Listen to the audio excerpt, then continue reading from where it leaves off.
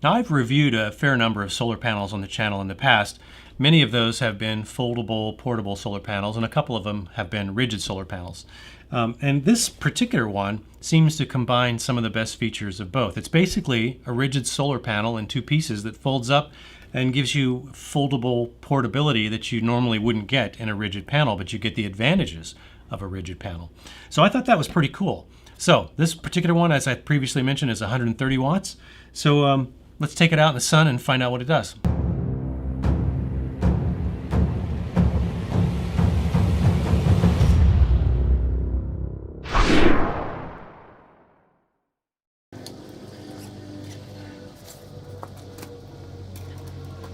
There are the power output.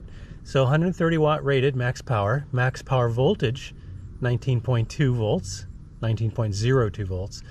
All right, IMP rating of 6.83 amps. So if you wanted to string a couple of these together in parallel or series, you would definitely want to have a couple of these specific 130 watt panels, because if you pair this up with a 100 watt panel or a 200 watt panel, you're going to be basically wasting wattage by doing that, and maybe stressing the lower output panel in the process. So that said, let's go ahead and get this thing set up. You can see there are actually rigid legs here with a little thumb screw to tighten it down. So there's some flexibility and angle. And but one of the things I like about this is it combines the stability of a rigid panel with the portability of a foldable panel. So you got to get the best of both worlds. Let's go ahead and put the legs down and see how it works out.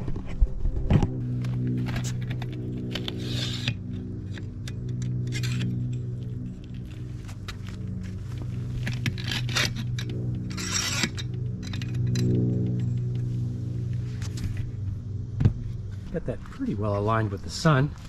And you can see we're at maybe just shy of a 45-degree angle, or maybe about a 45-degree angle. All right, now since this is MC4 native connectors, we need an MC4 adapter to whatever our power station uses. So in this case, I'm going to use the BougeRV Flash 300. It seemed like a good choice.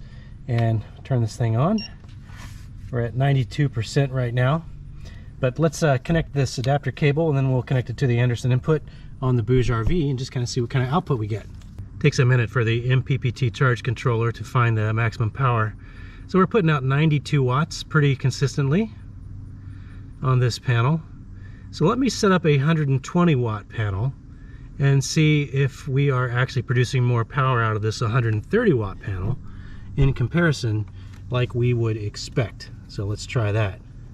All right, I've got my PowerNess 120 watt panel set up here, and this is the BougeRV 130 watt. So let's just compare the outputs from these two panels to see if we get any more output from the 130 watt than we do the 120 watt. So let's try that. So let's do the PowerNess first. Wow, okay, about 85, 86 watts, 87 watts. So mid to upper 80s, maybe 84 watts. And the cloud conditions are pretty good right now. Almost no clouds. So getting in the mid 80s. So let's see if we can do any better than the mid 80s right now. I've got now the BougeRV 130 watt panel plugged in. 93 watts. Yeah, so we're getting mid 80s, mid to upper 80s at times from the PowerNess, and we're getting upper 80s and low 90s from the BougeRV. So that's about what we would expect from 10 more watts power rating on the BougeRV panel versus something like the 120 watt rated panel from PowerNess. So yeah, so output is pretty much in line with exactly what we would expect. One of the things I want to do is test partial shading on these panels. This has a 9 bus bar design. You count these little lines right here. 1, 2, 3, 4, 5, 6, 7, 8, 9. And then over here, this is a 5 bus bar design. 1, 2, 3, 4, 5. So these are supposed to be a little bit more efficient in handling shading. Now, it's not going to make a big difference, but I just kind of want to see what would happen if I put this board down here. So let's check the output we're getting from this panel. So now we're only getting about 34 watts, 24 to 34 watts. Now I will say the sun is partially behind some hazy clouds, some thin clouds. So I don't think we can compare the output value we're getting now versus the output value we were getting before, but I think we can compare the output value we're getting from panel to panel, since at least the partially shaded condition we're putting on these is during some fairly consistent hazy sun. So we're getting, it's probably going to take a minute for this to register. So we are only getting 9 watts out of the PowerNess, which is surprising to me that the BougeRV is that much better. Now the conditions really haven't changed, and so I guess let me move this over again. So we're getting 9 watts out of the 120 watt panel, and we were getting like 25 watts out of the BougeRV. So let's move this back over, see if we can get something out of that, see if we're actually getting better than 9 watts. It's going to take a minute.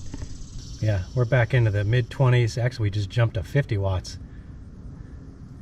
Not sure if the sun just changed there, but we were in the mid-20s there for a second. So yeah, from a shading test standpoint, this 9 bus bar design does seem to make a pretty noticeable difference, at least in this limited test that I've done here. So let's talk about some of my observations in the course of testing here.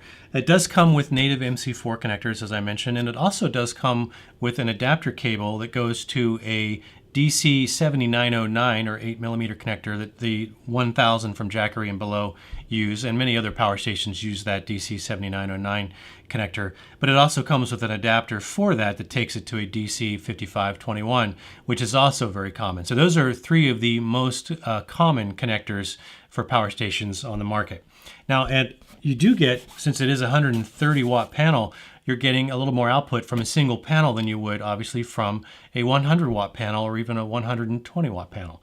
And the price on this, the list price from BougeRV is, I believe, $279.99, so just under 280 bucks.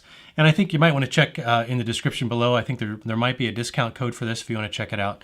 I don't know what the discount is off the top of my head, but I'll try to put that in the description below for you if you want to see it. Now, one of the big benefits I like of rigid solar panels is the fact that they're more stable in windy environments. So if you happen to be out west where there's frequently a lot of wind blowing over the high plains or the high desert, those are fairly windy environments, and it's nice to have a panel that you know is not just going to catch the wind and blow away. So this one is very sturdy in the wind. I also like the fact that it comes with legs with little thumb screws, so you can very easily dial this into the angle that you want, and it's extremely stable. So I very much like that. Now, one of the characteristics of this panel that I'm not super crazy about, but it probably isn't a big deal, just something to be aware of, is that when you do fold it up, the solar cells are actually facing out. You don't want to store it without this sleeve because you will inevitably scratch the solar panels or dent the cells. I already saw a couple little dimples on there. Now, those might have actually been there. In fact, I'm pretty sure those were there before I got it. So the demo unit that they sent me from BougeRV probably had those in it already. So something that you want to be aware of, that just because it has this heavy nylon case on there doesn't mean you can't still damage the panel inside. So depending on how you store it, if you store it upright behind a cushion or something like that, and it's completely a non-issue. This thing will be absolutely fine, but just something to be aware of. Now, on balance, I actually do like the features of this panel, and I do like how easy it is to set up. You don't have to wrestle with 4 different legs on Velcro that keep snapping into place, and you keep having to pull them back out. It's got 2 legs. They're very easy to deploy, and you can lock them into place, and I really do like that. So I think this is an excellent choice. You get pretty solid output from this thing. It's also, I suspect, very easy to clean because of the type of coating that's on the solar panels makes it very smooth. So if you end up with, you know, a flock of birds that go over and you get some droppings on there, sometimes that little pebbled ETF style coating that some of the panels do, while it is very rigid and durable, they're kind of hard to clean.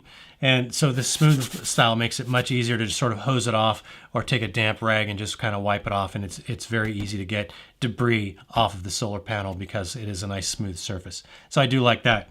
So I think in this particular price range, especially if you can get it with the discount code, if that is still active when you happen to see this video, and again, check that out in the description to find out. I think this is actually a pretty decent deal.